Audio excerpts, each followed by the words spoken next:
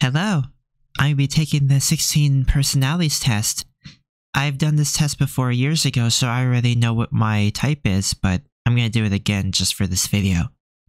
It's so incredible to finally be understood. Take our personality test and get a freakishly accurate description of who you are and why you do things the way you do. It only takes 10 minutes.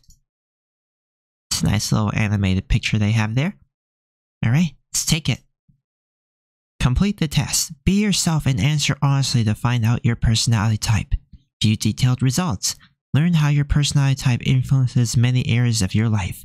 Unlock your potential. Grow into the person you want to be with your optimal premium profile. Alright. First question. You regularly make new friends. Strongly disagree. I like to stick with my small circle of people I'm close with. You spend a lot of your free time exploring various random topics that pique your interest.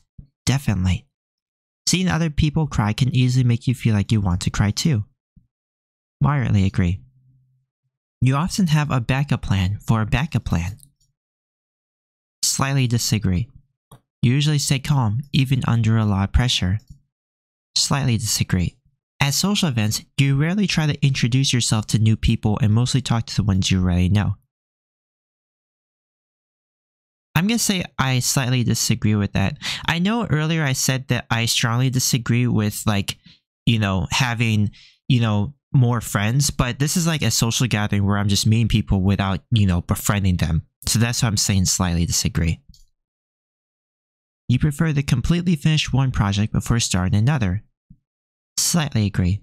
You're very sentimental. Yes. You like to use organizing tools like schedules and lists. Slightly agree. Even a small mistake can cause you to doubt your overall abilities and knowledge. Slightly agree. You feel comfortable just walking up to someone and find interesting and striking up a conversation. Moderately agree. I don't say strongly agree because, what if it's like a really cute girl I have a crush on? Then I'm gonna start to get a little nervous. You are not too interested in discussing various interpretations and analysis of creative works. Strongly disagree. You are more inclined to follow your head than your heart. Moderately disagree. You usually prefer just doing what you feel like at any given moment instead of planning a particular daily routine. Slightly agree. You rarely worry about whether you make a good impression on people you meet. Slightly disagree. You enjoy participating in group activities. Moderately disagree. You like books and movies that make you come up with your own interpretation of the ending. Slightly agree. Your happiness comes more from helping others accomplish things than your own accomplishments. Slightly agree.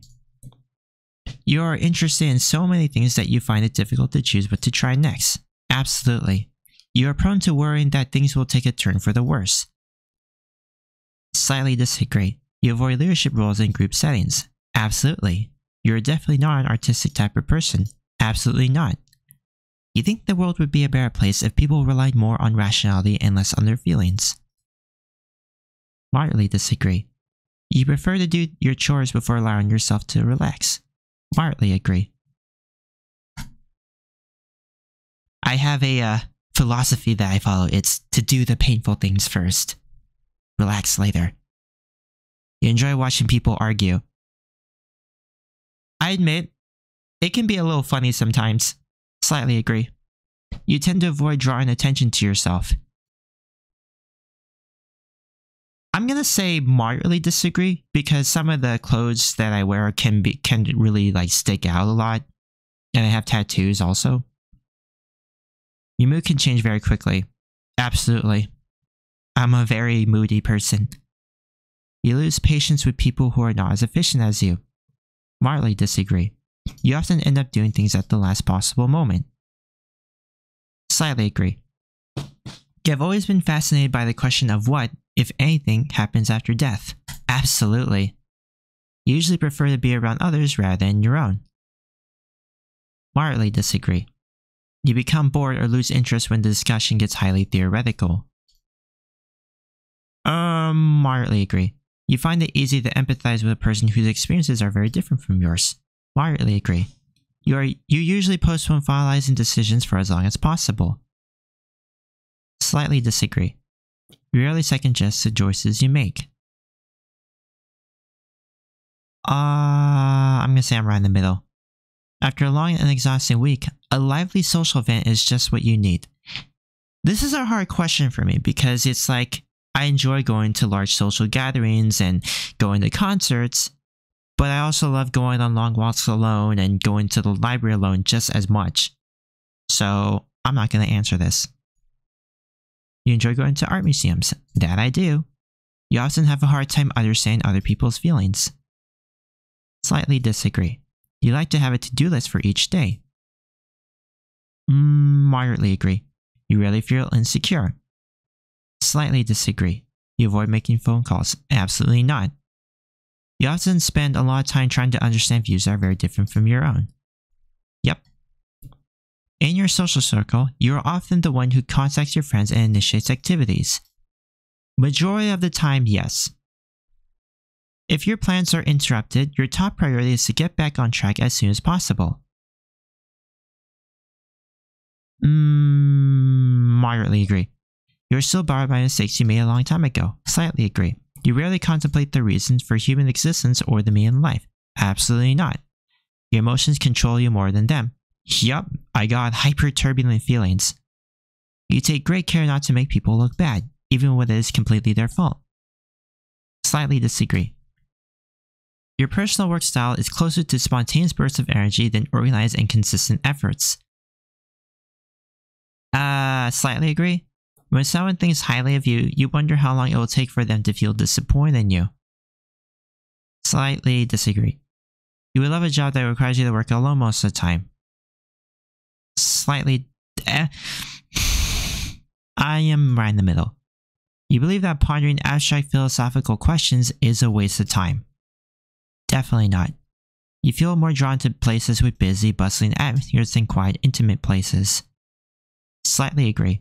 You know at first glance how someone is feeling. Slightly agree.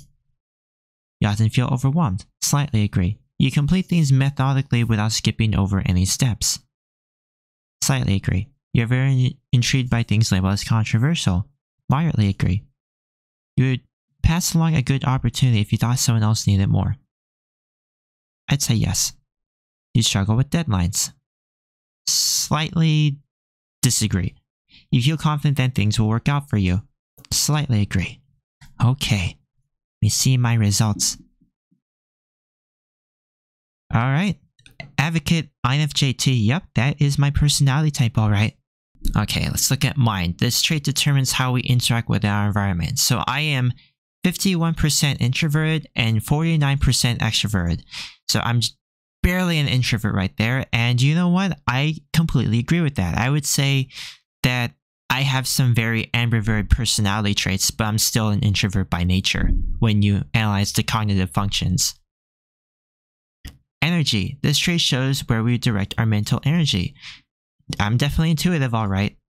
Nature. This trait determines how we make decisions and cope with emotions. I am 70% feeling. Yep, I definitely got emotions. Tactics. This trait reflects our approach to work, plan, and decision making. I am 60% judging and 40% prospecting. Identity. This trait underpins all others, showing how confident we are in our abilities and decisions. I am 63% turbulent and 37% assertive. Treat people as if they were what they ought to be, and you help them to become what they are capable of being. For advocate personalities, success doesn't come from money or status, but from seeking fulfillment, helping others, and being a force for good in the world. I agree with this. With their rich inner lives and their deep, abiding desire to find their life purpose, they don't always fit in with those around them. I've never really felt like I fit in like deep down. I always feel like I'm like this alien from a different dimension wandering through life in like a human flesh suit. At times, however, advocates may focus so intently on their ideals that they don't take adequate care of themselves, a pattern that can lead to stress and burnout. I agree with this. I feel like I've gotten, better at taking care of my own needs the older that I've gotten. Advocates may be introverted, but they value deep, authentic relationships with others. Absolutely. Advocates enjoy meaningful conversations far more than small talk, and they tend to communicate in a way that is warm and sensitive. I absolutely hate small talk. I can't stand it. For the strengths and weaknesses, I agree with basically everything except for this one right here, reluctant to open up.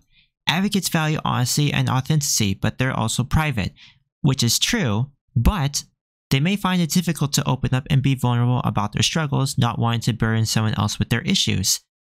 I don't agree with this. I'd say most of the time when I meet someone, I don't have issues being open about myself and talking about my struggles and being vulnerable. So, no, I don't agree. Advocates tend to recognize that love isn't a passive emotion, but rather an opportunity to grow and learn, and they expect their partners to share this mindset.